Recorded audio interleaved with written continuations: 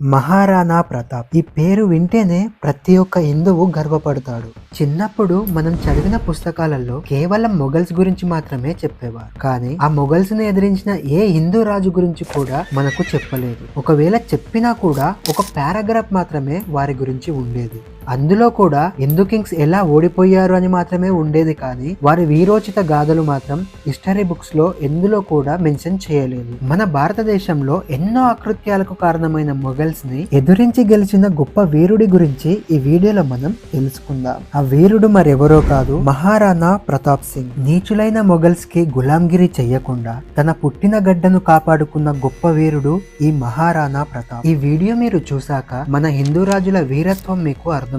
ఈ వీడియోలో మనం హిస్టరీలోనే రాయబడని unknown facts, hidden truth, Hindu రాజుల సాక్రిఫైజెస్, ముఖ్యంగా మహారాణా ప్రతాప్ వీరత్వం గురించి ఈ వీడియోలో మనం తెలుసుకుందాం. ఈ వీడియో మీకు గూస్ బంప్స్ తెప్పిస్తుంది. స్కిప్ చేయకుండా లాస్ట్ వరకు చూడండి. ఆ టైంలో ఇండియాలో మొఘల్ సామ్రాజ్యం చాలా పెద్దది. మొఘల్ సామ్రాజ్యానికి రాజుగా అక్బర్ ఉన్నాడు. ఈ అక్బర్ కి విపరీతమైన రాజకాంక్ష ఉండేది.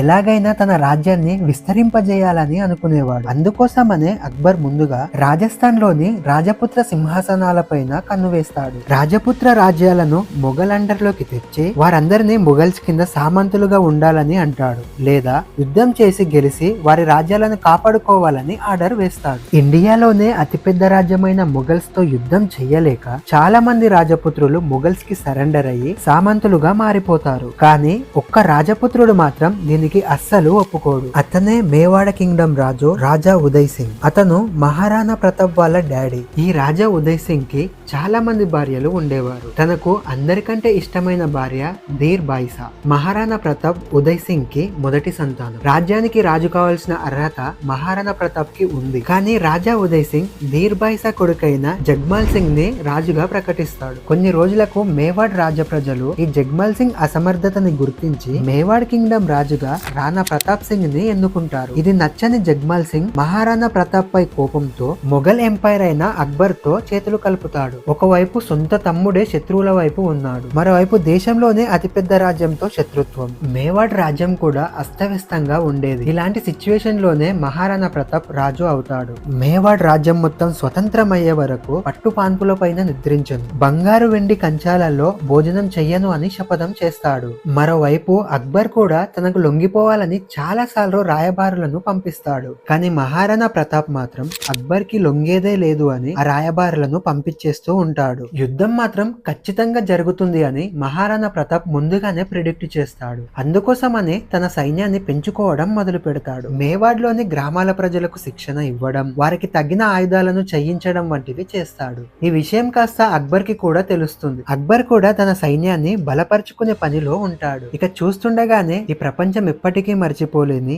యుద్ధ రణభూమి తయారవుతుంది. అదే హల్దీ ఘాటి యుద్ధం. 1576 లో జూన్ 18th ఈ యుద్ధం మొదలవుతుంది. ఈ యుద్ధంలో ఇద్దరు వీరుల గురించి మనం మాట్లాడుకోవాలి. ఒకటి మహారాణా ప్రతాప్ అయితే రెండవది తన గుర్రమైన చతాక్ నాలా. ఒకవైపు మొఘల్ సైన్యం 2 లక్షలు ఉంటే మరోవైపు రాజపుత్రుడి సైన్యం కేవలం 20,000 మాత్రమే. ఇంకో విచిత్రం ఏంటి అంటే మహారాణా ప్రతాప్ సొంత తమ్ముళ్ళు అయిన జగ్మాల్ సింగ్ అండ్ శక్తి సింహుడు ఇద్దరు కూడా శత్రువుల వైపే ఉన్నారు. అనుకున్నట్టుగానే యుద్ధం మొదలవుతుంది. మహారాణా ప్రతాపుడు యుద్ధ రంగంలోకి దిగాడు అంటే అందరూ భయపడాల్సిందే. 72 కిలోల బల్లెం, 82 కిలోల కవచంతో టోటల్ గా 208 కిలోల బరువుతో యుద్ధం చేసేవాడు. మహారాణా ప్రతాపుడు ఉగ్ర రూపంతో ఒక్క వేటు వేస్తే చాలు శత్రువు అతని గుర్రం కూడా 2 ముక్కలు అయ్యేది. అంటే అతను ఎంత బలవంతుడో మనం అర్థం చేసుకోవచ్చు. మహారాణా ప్రతాప్ యుద్ధ వ్యూహం ముందు మొఘల్ సైన్యం తలవంచక తప్పలేదు. ప్రతాపుడు గెరిల్లా యుద్ధంలో ఆడి తేలినవాడు. అంతేకాకుండా గ్రామాలలో ఉన్న బిల్ల సైనికులకు యుద్ధ వ్యూహాలు నేర్పించాడు. మహారాణా ప్రతాపుడు అడుగు పెట్టిన ప్రతి చోట శవాలు గుట్టలు గుట్టలుగా పడుతున్నాయి. సగం సైన్యాన్ని అతడే మట్టు పెట్టేంత సత్తా ఉన్నవాడు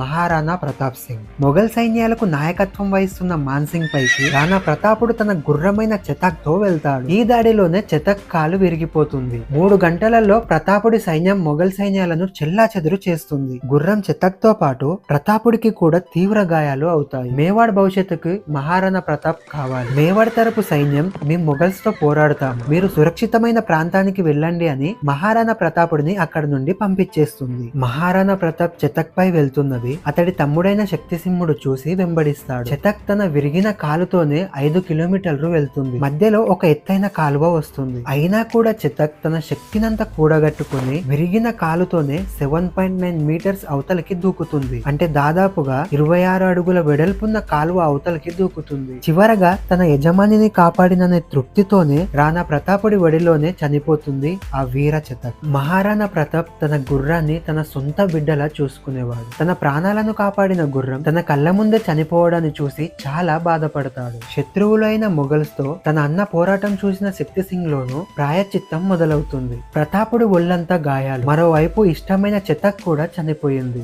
తన అన్న కోసం ఒక మూగజీవి చేసిన త్యాగాన్ని చూసి శక్తి సింహుడు కూడా చలించిపోతాడు. ఆ దుర్మార్గులైన మొఘల్ చేతిలో చనిపోవడం కంటే నా తమ్ముడి చేతిలో చనిపోవడం చాలా నయ్యమని నా తలని నరికేయంటూ తమ్ముడికి ప్రతాపుడు కత్తి అందిస్తాడు. ఈ మాటలు శక్తిసింహుడి గుండెల్లో గుచ్చుకుంటాయి. శక్తిసింహుడు తన అన్న కాళ్ళపై పడి క్షమించమని వేడుకుంటాడు. తన గుర్రాన్ని ఇచ్చి అక్కడి నుండి ప్రతాపుడిని పంపించేస్తాడు. ఆ గాయాల నుండి కోలుకొని అడవుల్లోనే ఉంటూ మొఘల్స్ పైన యుద్ధం చేస్తూ ఉంటాడు ప్రతాపుడు. వనవాసానికి వెళ్ళడానికైనా సిద్ధపడ్డాడు కానీ ఆ మొఘల్స్ కి మాత్రం తన తల వంచని మహావీరుడు ఈ మహారాణా ప్రతాప్ సింగ్. ఇక ఈ యుద్ధంలో గెలుపు ఓటములు తేలకపోవడంతో అక్బర్ కి కూడా పట్టలేనంత కోపం వస్తుంది. అక్బర్ మరో విశాలమైన సైన్యాన్ని మళ్లీ యుద్ధానికి పంపుతాడు. ఆ యుద్ధం వల్ల మేవాడ్ ఫైనాన్షియల్ సిచ్యువేషన్ అస్సలు బాలేదు. రాణా కూడా మళ్ళీ అలాంటి పెద్ద యుద్ధం చెయ్యాలి అంటే అది అసాధ్యమని చెప్పుకోవాలి. దీంతో షేబాజ్ ఖాన్ నేతృత్వంలో కుంభల్గఢ్ కోటని మొఘల్స్ గెలుచుకుంటారు. కొన్ని నెలలకు సైన్యాన్ని సేకరించుకొని షేబాజ్ ఖాన్ పై మెరుపుదాడి చేసి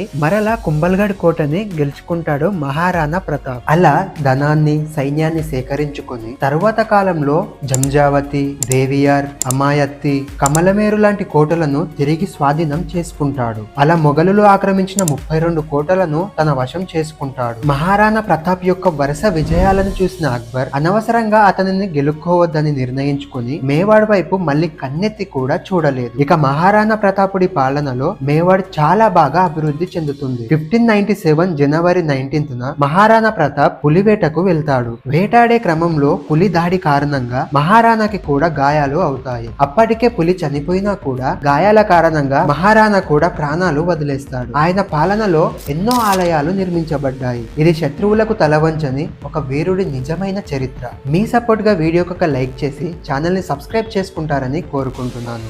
ఇలాంటి వీరుడి గురించి ప్రతి ఒక్క హిందువు కూడా తెలుసుకోవాలి కాబట్టి మీ ఫ్రెండ్స్ అండ్ ఫ్యామిలీకి ఈ వీడియోని షేర్ చేస్తారని కోరుకుంటున్నాను. మళ్ళీ నెక్స్ట్ వీడియోలో కలుద్దాం.